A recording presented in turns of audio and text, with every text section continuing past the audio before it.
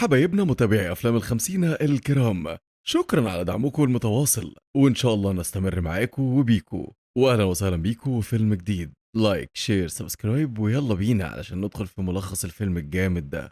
بيبتدي فيلمنا في سجن آثر مود في مدينة مومباي في الهند، وبيكون في السجن ده مجرم خطير جدا اسمه كيميناي، والمجرم ده بيدخل الميز بتاع السجن وبياخد الأكل اللي هو عايزه وكمان كمية أكتر من المعتاد عكس بقية المساجين. وبعد ما بياخد الأكل ده بيروح يجر شكل واحد اسمه كريشنا، وده علشان يقومه يقعد مكانه، لكنه ما بيكونش عارف إنه رايح يتعامل مع الشخص الخطأ، ومش عارف عواقب اللي هو بيعمله ده هتكون إيه. والكل طبعا ساعتها مستني ردة فعل كريشنا وهيتعامل معاه إزاي، وبيبقوا متوقعين إنه هيقوم يكسر عظمه بعد ما يخلع نضارته، لانه لما بيخلع نضارته ما بيحصلش كويس، لكن بيحصل حاجه على غير المتوقع، وهو انه بيتجنب المشاكل وبيمشي، وعلى اخر اليوم بيصحى من النوم على كابوس بيقلق منامه وما بيقدرش ان هو يرجع ينام تاني. وبتعدي الايام وبنكتشف ان هو عبقري جدا في الكمبيوتر، وان اي مشكله بتقف قصاده بيقدر يحلها في ثواني. ده غير انه في فتره وجوده في السجن كان بيساعد الناس الغلابه وبيدافع عنهم من المجرمين. وبنلاحظ من معامله الناس ليه ان مقامه كبير جدا، وكمان في ناس بتهابه وبتحترمه. وبعد كام اسبوع بيدخل عليه الضابط بيجام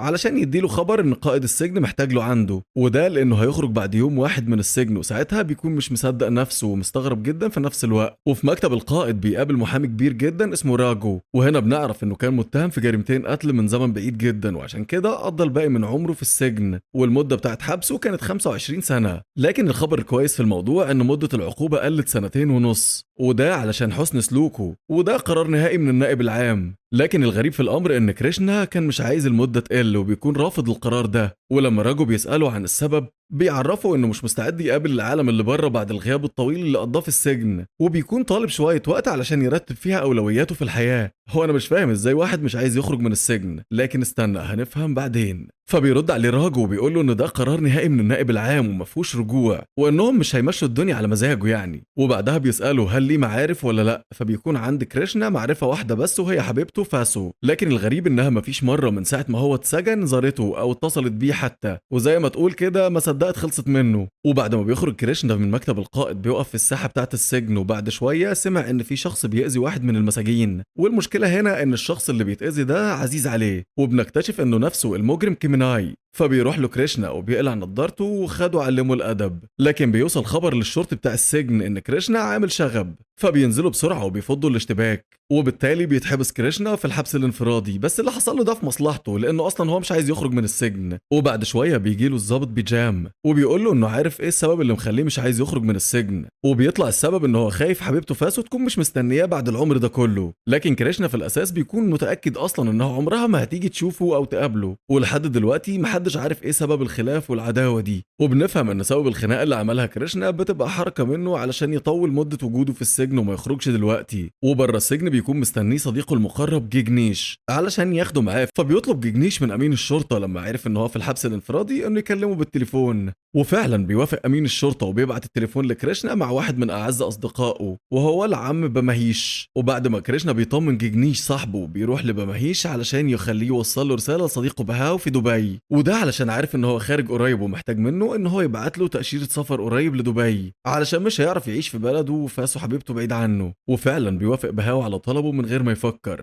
وده لان دي تعتبر اقل حاجه يقدر يقدمها له مقابل الخدمات اللي كريشنا قدمها له طول فتره سجنه. وبيتضح لنا ان بهاو في الاساس كان مسجون معاه في السجن، ودي هنعرف تفاصيلها قدام شويه. وعلى الجانب الاخر بنشوف فاسو وهي بتتصل على جيجنيش، وبنعرف انها بتكون اخته الكبيره، وبيكون سبب الاتصال انها عايزه تطمن على كريشنا، وبتوصيه انه يبعت لها رساله اول ما يخرج. وبعد ما بتقفل المكالمة بترجع تتذكر ذكرياتها مع كريشنا في أول شهور حبسه، وبنكتشف إن كريشنا في الأساس هو اللي طلب إن هي ما تجيش تزوره في السجن تاني، وده لأنه مش هيستحمل إن هو يشوفها وهي بعيدة عنه. وبنرجع للزمن لسنة 2001، وهنا بنشوف إن هما الاتنين كانوا عايشين في حي سكني واحد وكانوا بيحبوا بعض جدا، وكريشنا كان بيعمل لها المستحيل علشان يرضيها. وفي يوم وهما الاتنين قاعدين على شط البحر وبيتكلموا مع بعض، وساعتها خدوا عهد على نفسهم انهم مستحيل يتفرقوا ويبعدوا عن بعض ابدا، ولكن لحد دلوقتي مش عارفين ايه سبب الخلاف.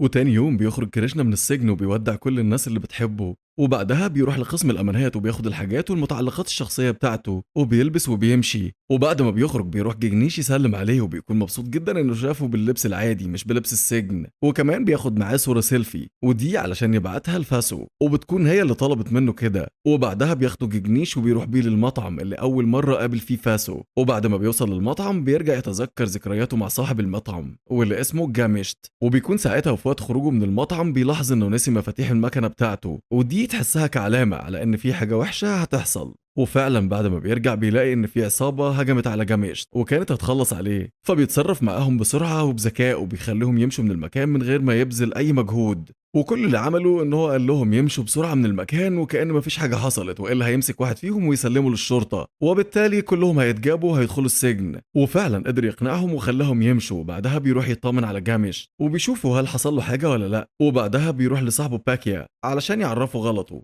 وده لانه اكتشف ان هو واحد من افراد العصابه دي واللي اتعرف عليه بسبب الاساور اللي هو لابسها في ايده. وبعد كل ده بيروح يسلم على جامش، وساعتها جامش ما كانش فاكره خالص، وده بحكم الفتره الطويله اللي قضاها في السجن، لكنه بيرجع يفتكره من تاني وبيشكره على الموقف اللي عمله معاه زمان. ووقتها بيقعد كريشنا مع جيجنيش علشان يعرفه انه هيسافر الليله، وده لانه حاسس ان قعدته في المدينه بلا جدوى. وبيطلب طلب اخير من جيجنيش وهو انه يوصله للحي السكني اللي كان ساكن فيه هو وفاسو، وهو قاعد كان بيسترجع ذكرياته مع فاسو في الحي ده. وساعتها كان فرحان جدا انه تم ترشيحه انه يسافر لألمانيا، وده علشان يكمل بحثه وشغله هناك، ودي كانت بالنسبة له فرصة كويسة جدا علشان يقدر يجيب فلوس ومصاريف الجواز. وبعد ما عرف الخبر من مديره في الشغل بيروح بسرعة علشان يبلغ فاسو ويفرحها، وكانت وقتها كل اموره ماشية تمام لحد ما رجع فاسو للبيت بتاعها في الحي. وحصل اللي ما كانش في الحسبان، واثناء ما كانت ماشية في الطريق بيهجم عليها باكيا والعصابة اللي معاه وبيخطفها علشان يعتدي عليها وينتقم من كريشنا بسبب اهانته ليه قدام الناس.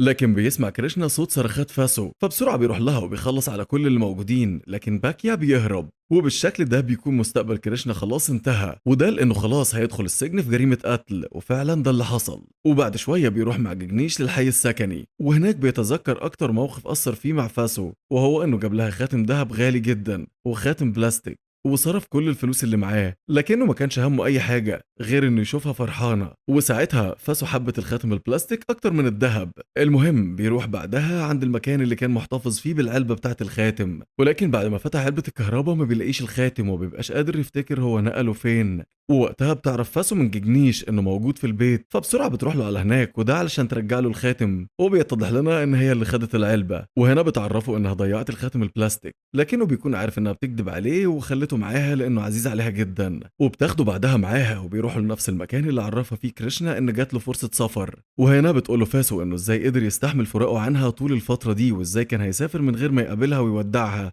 وبتحاول انها تفكره باليوم اللي حصل بسببه دمار حياته، وهو يوم الحادثة، لكنه بيقطعها وبيغير الموضوع علشان مش عايز يعيش في ألم الماضي. وقتها بيجي تليفون لفاسو، وبنعرف ان التليفون ده من جوزها، وبنعرف انها اتجوزت من راجل أعمال غني جدا اسمه أبجهيت، وكمان بتكون خلفت منه ولد وبنت. وكريشنا مش بيظهر ان هو متضايق خالص وانه كان نفسه يكون مكانه، وبيظهر ان هو مبسوط لها بحياتها الجديده من غيره. فبتعرفه فاسو ان ابجهيت محتاج يقابله ويقعد معاه، وهنا كريشنا بيكون مصدوم لانها عرفته وانه كان متفق معاها ان محدش يعرف اللي حصل بينهم ده. لكن فاسو بتقول له ان هو اللي قال لها انها تكمل حياتها عادي وتتجوز كانها ما عرفتوش قبل كده، وطبيعي ان جوزها يبقى عارف عنها كل حاجه. وهنا بتبقى مشكله كريشنا الوحيده انه مش عايز حد يعرف ان هو قاتل، لكن بيكون مفيش حاجه قدامه غير انه يبقى شجاع ويواجه كل المشاكل اللي بتقف قصاده. وفي المقابل بيروح جيجنيش للمكان اللي هيطلع منه جواز السفر بتاع كريشنا، وبيكون بهاو هو اللي مخلص له كل حاجه. وهناك بيقابل واحده اسمها نادو بياخد منها جواز السفر وبيمشي. وبعدها بتوصل فاسو للقصر بتاعها، وهناك بيتفاجئ كريشنا بوجود المحامي راجو، وبيحس ان في حاجه مش مظبوطه بتحصل.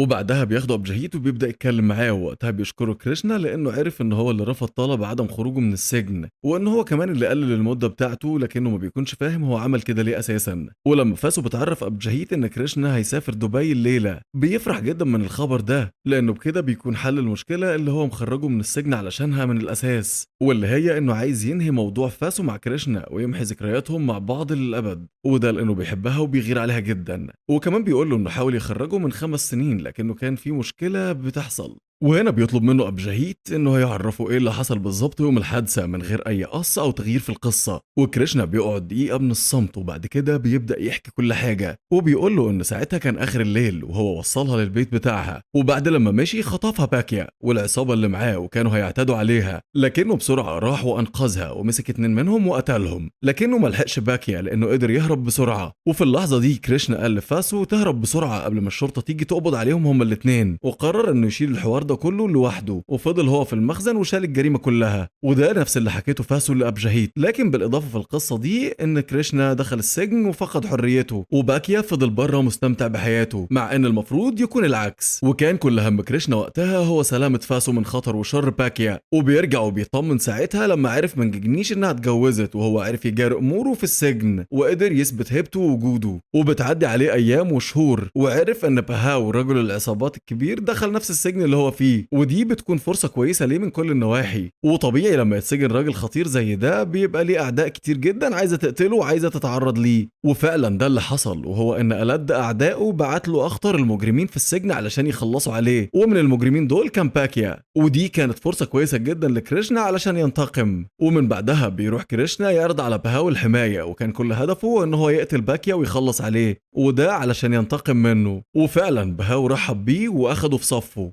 وبعد كام يوم بيجهز باكيا رجالته علشان يخلصوا على باهاو، لكن اللي بيعترض طريقهم المرة دي هو كريشنا وبيخلص عليهم كلهم، ومن بعدها بيرتاح من العذاب والقلق اللي كان فيه من ناحية فاسو. وعلى الجانب الآخر بيتصل جيجنيش على كريشنا علشان يعرفوا إن ميعاد الطيارة خلاص هيفوتوا، وكريشنا بيقوم وبيودع أبجهيت وبيكون مطمن على فاسو وهي معاه. وبعد ما بيوصل جيجنيش وبياخد كريشنا للمطار بيسأله هو ليه ما خلاش فاسو تنتظره لحد ما يخرج من السجن، فبيرد عليه كريشنا وبيقول له إنه ما كانش ضامن حياته في السجن إذا كان هيعيش ولا لا، وبيقول له انه كان كل يوم بتحصل قدام عينيه جريمه قتل. وفي القصر بيسال ابجهيت فاسو على اللي حصل وقت الحادثه المره، وده للمره الثانيه، وده لانه متاكد ان اللي حكيته واللي حكاه كريشنا لسه في حاجات ناقصه وان مش دي الحقيقه. وفعلا بيكون شكه في محله، وبدات فاسو تحكي كل اللي حصل بالظبط وبالتفاصيل، وهو ان ساعه خطفها بتكون هي اللي خلصت على العصابه بنفسها، وده طبعا كان دفاع عن النفس. وفي وقت هروب باكيا من المخزن شافوا كريشنا، فبسرعه بيجري وراه علشان يشوفوا بيهرب من ايه، وهو بيجري لمح فاسو واقفه في المخزن وهي مرعوبه ومصدومه من اللي هي عملته، وبسرعه بيروح يهديها وبيخليها تمشي بسرعه قبل ما الشرطه تيجي تقبض عليها، وبكده بيكون ضحى بحياته علشانها. وبتعدي الشهور على حبسه في السجن، وساعتها صدر الحكم ضده بالحبس 25 سنه، وبكده بيكون خلاص حياته انتهت ومستقبله ضاع وفقد فاسو للابد. وفي اخر زياره ليهم مع بعض طلب كريشنا من فاسو انها ما تجيش تزوره تاني ابدا علشان ما يحسش بالمعاناه والضعف، وكمان بيطلب منها انها تمشي من المدينه خالص وتروح تعيش في بلد تانية وتكمل حياتها وتحقق احلامها. وبعد ما سمع ابجهيت القصه كامله سالها عن كريشنا في وقت ما كانت بتودعه اذا كان قال لها هيرجع تاني ولا لا، فبترد عليه وبتقول له انه خلاص مش راجع تاني للابد لاي ظرف من الظروف. وفي النهايه بيقدرها ابجهيت جدا، وبيكون كريشنا راجل عظيم جدا في نظره.